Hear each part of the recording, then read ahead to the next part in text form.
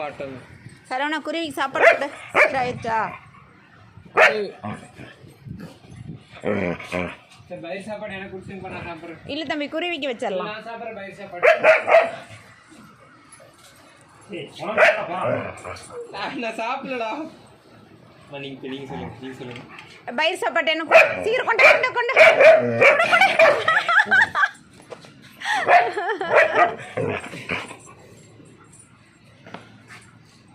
தட்டு கொடு. பயிர் சாப்பாடு எனக்கு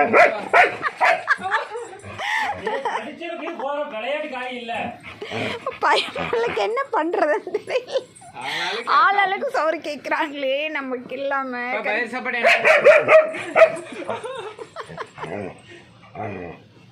எனக்கு கொடுத்துருங்கப்பா. எனக்கு கூட நான் சாப்பிட்றேன். சரவணா